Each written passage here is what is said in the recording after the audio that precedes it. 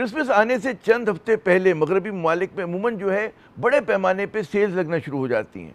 मकसद ये होता है कि आम दिनों में जो लोग चीज़ें नहीं खरीद पाते वो कम से कम क्रिसमस से पहले ख़रीदारी वो कर सकें। इसको कहते हैं जी हमारी क्रिश्चियन वैल्यूज़ हैं, क्रिश्चियनिटी की इक़दार हैं।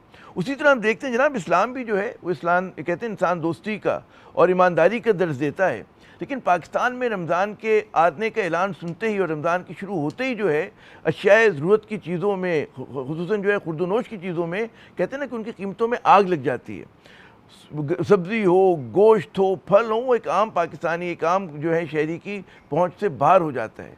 वजह क्या है? ये तलब का बढ़ना है या लालच का बढ़ना? इस अहम मौजू पर गुफ्तगू के लिए हमने रहमत दी है जनाब शर्जील गोपलानी साहब को, सरपरस्त आला हैं ऑल सिटी ताजिर इत्तेहाद एसोसिएशन के।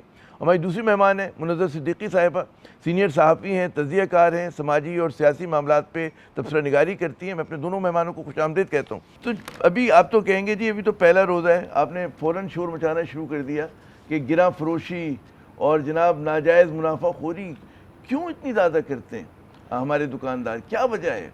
अच्छा आमिर भाई देखिए, आपने स्टार्ट बड़ा सही लिया। हाँ। अगर हम वेस्ट की तरफ चले जाएं तो वेस्ट के अंदर अगर वहाँ पे जो शॉपिंग सेंटर्स थे ना, हाँ। वहाँ पे बाकायदा जब रमज़ान भी शुरू होता है तो वहाँ पे इस्लामिक काउंटर अलग लग जाता है कि जहाँ पे अशिया खुर्दनोश की कीमतें कम मिलती हैं। ये मैं ऑस्ट्रेलिया रहा हूँ 3 साल, मैंने भी देखा है, ये फैक्ट है। अब हमारे पास जो मसला है पाकिस्तान में, अगर मैं देखिए मैं यहाँ पे ताजरों में डिफेंड नहीं करूँगा, लेकिन जो हकीकत है वो मैं आपके सामने लेके आऊँगा। देखिए कोई भी कंपनीज है ना, वो अब पेप्सी है, देखिए मैं नाम ले रहा हूँ, बल्कि एक मशरूब जो है वो अपना आप हर साल रमज़ान में अपना रेट कम कर देते हैं। इसके दस्तर्स के अंदर बहुत सी चीज़ें होती हैं, लेकिन हमारे यहाँ जो अशिया खुर्दनोश है, ख़ासतौर पर फ्रूट के रेट और सब्जियों के रेट जो हैं वो जब सप्लाई और डिमांड के मामला आते हैं उसमें रेट चढ़ जाते हैं। अब एक हॉकर जो सब्ज़ी बेच रहा है या फ्रूट बेच रहा है, वो सब्ज़ी मंडी से अगर महंगा ला रहा है तो वो महंगा बेचेगा, लेकिन जहाँ से सप्लाई आ रही है अगर वहाँ से रेट को कंट्रोल किया जाए तो ये चीज़ मुश्किल नहीं है। नहीं, लोग कहते हैं तलब का बढ़ना है या लालच का बढ़ना है। अमूमन तो मतलब है वो तो ठीक है, कॉर्पोरेट सेक्टर की हम बात नहीं करें कि तो फिक्स प्राइस होती है, टिश्यू का डिब्बा हो गया, पेप्सी की बोतल हो गई, हमें पता है रूह अफ़ज़ा वो किस तरह है ना। असल मसला तो आप लोगों का है कि जो खुला मतलब है वो खजूर बेच रहे हैं, वो सब्जी बेच रहे हैं, फल फ्रूट बेच रहे हैं, उसमें आप लोग जो है बहुत ज़्यादा।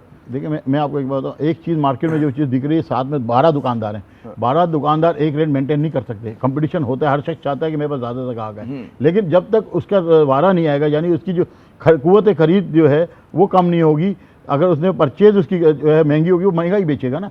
जब कल तक किनू आपका मार्केट में 200-250 रुपये किलो था बड़ी साइज़ का, आज वही जो है 600 रुपये किलो, 600 रुपये दर्जन बिक रहा था, ठीक है। कल तक मैं बता एक दिन में इतना फ़र्क आ गया। मसला क्या है, पीछे सब्जी मंडी में भी रेट ऊपर गया है ना। अगर आप जो है वो थोक फरोश को जो है आप जिम्मेदार ठहरा रहे हैं। मुनज़्ज़र सिद्दीकी साहब पहले तो ही बताइए, आपका माशाल्लाह रोज़ा रहा, आज आपने यकीनन ख़रीदारी की होगी, क्या फ़र्क देखा आपने कल में और आज में? ये तो वही फर्क था जो हर साल हम रमजान में देखते हैं। पहला रोजा आता है, बल्कि उससे एक दिन पहले ही चीजें महंगी होनी शुरू हो जाती, क्योंकि लोग एक दिन पहले खरीदारी शुरू कर लेते हैं, और ये तो हर साल का है। अच्छा, इसमें कि महंगाई क्यों होती है, इसमें ज़ाहिर है हमें इसके इकोनॉमिक फैक्टर्स भी देखना बहुत ज़रूरी है। पहले मैं बात करूंगी कि हुकूमत की। देखिए, हुकूमती नुमाइंदे जब ये कहते हैं कि जी हम जगह जगह क्रैकडाउन करेंगे और हम स्नैप इंस्पेक्शन के लिए जाएंगे, तो वो जाते हैं दुकानों पर। महंगाई जो हमारे बड़े शहरों में, इवन छोटे शहरों में जो होती है, वो होती है ये जो आपके ठेले वाले होते हैं ना, जो फल बेचते हैं, सब्जी बेचते हैं, वहां से महंगाई होती, वो एकदम फल महंगा होता है। अभी जो गेस्ट है हमारे आपके, जो वो सही कह रहे हैं कि ये पीछे से फल और सब्जी जब महंगी होती है तो रेहड़ी वालों के पास भी ये महंगी हो जाती है।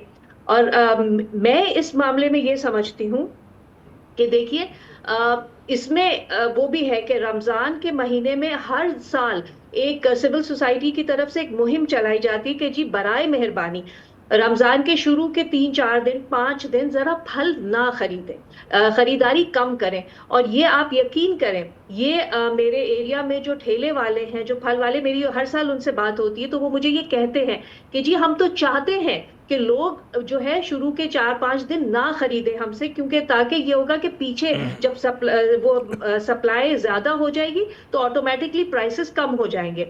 लेकिन वो कहते हैं लोग आते हैं, वो लेते हैं, डिमांड होती है, हमें मांगी आना कीमत पड़ता है। देते हैं। हाँ, लेकिन जाहिर है कि तो ये जो लालच भी जो है। हमारे यहाँ साहिब साथ लोग हैं वो तो खरीद लेते हैं गुफलानी साहब, उनको तो कोई मसला नहीं होता। नहीं, अगर आप और दुकान मैंने हर साल यही देखा है आमिर साहब के जो साहिब हैसियत लोग हैं, पूरी जो सोशल मीडिया पे कैंपेन भी चलती है कि बराए मेहरबानी नहीं है, लेकिन ऐसा लगता है कि रमजान आता है, पहला रोजा शुरू हुआ तो जैसे फल वगैरह के बगैर तो रोजा होगा ना, इफ्तार होगा ना सहरी होगा। हाँ, वो लगता है कि जी पहली खरीदारी करने जा रहे हैं, लेकिन जाहिर है कि वो बड़े दुकानदार खरीद सकते हैं, आप जैसे जो मालदार ताजिर है वो माशाल्लाह खरीद सकते हैं, लेकिन जो बेचारा कहते हैं ना कि वो है तनख्वाहदार है वो तो मारा जाता है।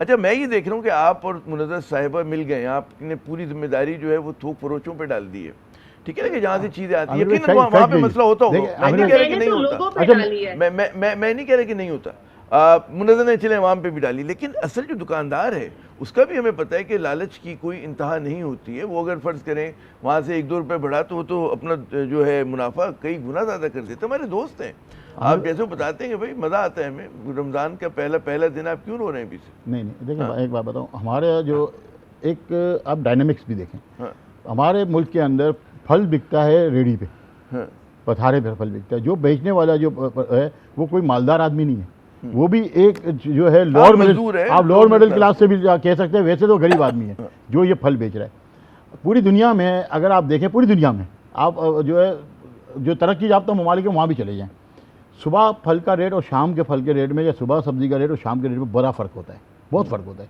सुबह रेट वो ताज़ी सब्ज़ी आती है उसका रेट ज़्यादा होता है, शाम को जब वो घर जा रहे होते हैं तो उसका रेट कट ऑफ कर देते हैं ताकि माल उसको बिक जाए और वो ख़राब ना हो। रेडी फरोश के पास स्टोरेज की कोई जगह नहीं है, बट जो आपका थोक फरोश है, जो आपकी सब्ज़ी मंडी है, वहाँ कोल्ड स्टोरेज है। दुनिया में कहीं भी सब्ज़ी और फल आपको कोल्ड स्टोरेज में रखने की इजाज़त ही नहीं है। हमारा तो सारा फल वहीं से, हमारा सारा फल वहाँ स्टोरेज, अगर ये स्टोरेज नहीं हो तो हर गरीब आदमी के पास रीच जो है आसानी से हो सकती है। 3.5 करोड़ आबादी का शहर है, ठीक है, यहाँ पे अगर आपका 10% लोग भी एक दिन में फल खरीदेंगे तो आप समझें कि महंगाई का आपके जोर कभी भी नहीं रुकेगा, कभी भी नहीं रुकेगा जी। तो असल बात हुकूमत, अब मैं एक बात मिर्ज़ा जी की जो बात है मैं इस पर भी आता हूँ हुकूमत की पर। एक हाजिम गंगोर ऐसा कुछ नाम का जो है असिस्टेंट कमिश्नर एक आया है आरामबाग में, बड़े मशहूर, आप देखें वो शख्स जब ऑपरेशन करता है आपके तजावज़ात कम कर रहा है, ख़त्म कर रहा है, ऑनेस्टी से वो काम कर रहा है। बाकी 6 डिस्ट्रिक्ट के आपका असिस्टेंट कमिश्नर रोड पे आपको नज़र आता है।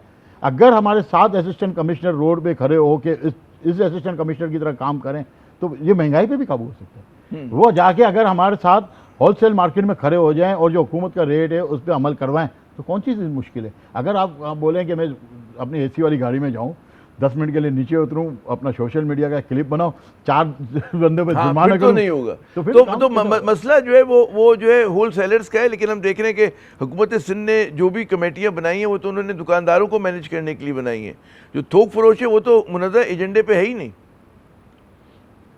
जी बिल्कुल। अच्छा, यहाँ पे ना मैं यहाँ पर एक बात और कहना चाहूंगी कि हम चाहे थोक फरोशों की बात करें या जो पथारे पे सब्जियां फल बेच रहे हैं उनकी बात करें, बात ये है कि पाकिस्तान में ये जो महंगाई है इसको आप यहाँ की माशी पॉलिसी और ओवरऑल मईशत से अलग तो नहीं कर सकते।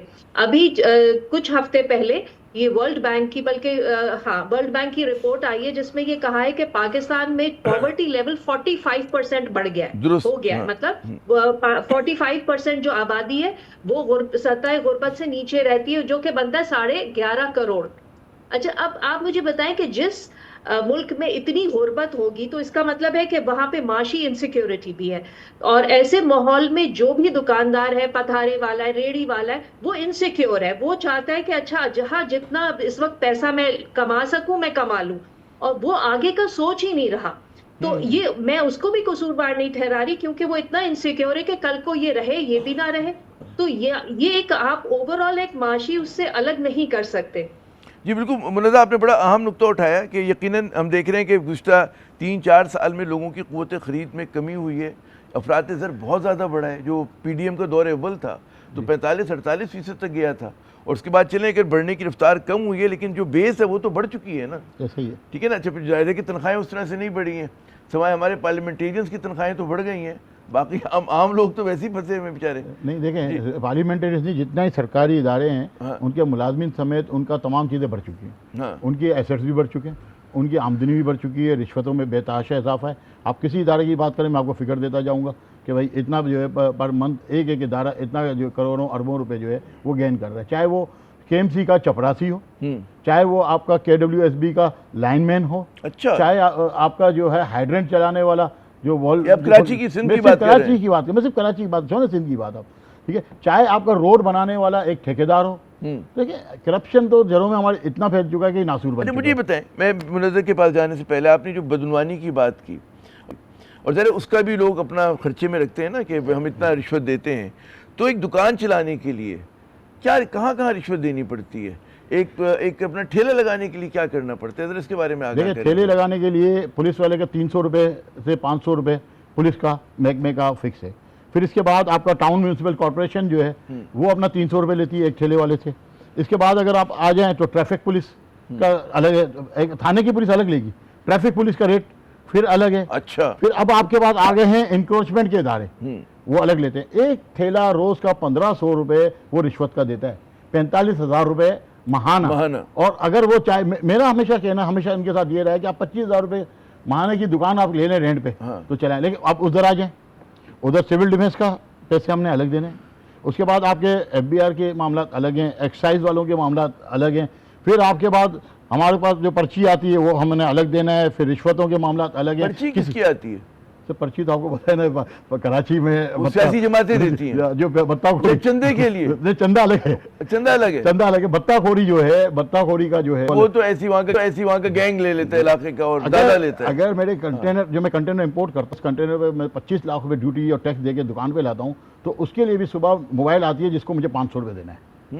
ठीक है, तो इस शहर में हर किस्म का आपको टैक्स देना। अगर आपकी प्रॉपर्टी की लीज देनी, टैक्स नहीं देना, टैक्स तो नहीं देते, जगह टैक्स जिसको आप बोल सकते हैं, जगह टैक्स। अगर आपकी हो गई लीज, जो आप जिस घर में रहते हैं, तो आप उस लीज एक्सपायर की रिन्यू कराने जाएंगे तो उसका रेट भी अलग है। अगर 5,000 रुपये पर स्क्वायर यार्ड गवर्नमेंट का रेट है तो 2,000 रुपये पर स्क्वायर यार्ड सिस्टम का। चले वो कहते हैं हमारे शर्जील साहब ने बड़ी दुखती रग छेड़ दी। मुनज़्ज़र साहिबा गले करप्शन में फंसे हुए हैं और हुकूमत दावा कर रही है, और अभी एक वो रिपोर्ट आई थी FCI की, जी करप्शन कम हुई है।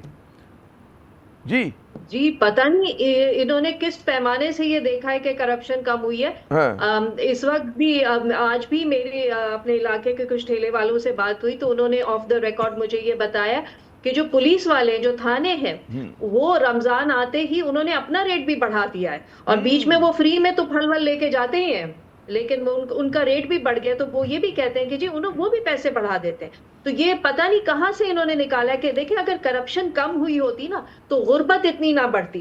45% जिस मुल्क के लोग सतह गुर्बत से नीचे जाए और वहां पे कोई इदारा ये कहे कि जी करप्शन कम हुई है, तो मुझे नहीं पता कि उन्होंने कौन से मेट्रिक्स यूज किए हैं, और मेरे हिसाब से तो वो बिल्कुल किसी भी इकोनॉमिक जायजे के हिसाब से वो सही नहीं बैठता। जनाब बहुत बहुत शुक्रिया मुनज़्ज़र साहिबा, गोपलानी साहब आपका भी बहुत बहुत शुक्रिया। तो नाज़रीन बात ये कि अभी पहली रमज़ान है और सबको बिल्कुल रमज़ान मुबारक हो, और कहते हैं बड़ा मतलब है बरकतों का महीना है, लेकिन मसला ये कि इस बरकतों के महीने में आम पाकिस्तानी की जो आजमाइश है वो बढ़ जाती है। अभी गोपलानी साहब प्रोग्राम शुरू होने से पहले अज़राए मजाक मुझे यही कह रहे थे कि आप पहले रोज़े पे ही रो रहे हैं, भी तो और देखिएगा कि और ज़्यादा जो है कीमतों में इजाफा होगा। तो चलें दुआ करते हैं कि अल्लाह हमें तौफीक दे, हमें करप्शन से लड़ने की, हमारे हुक्मरानों को करप्शन कंट्रोल करने की। एक मुख्तसर वक्फा लेते हैं, हमारे साथ रहिए।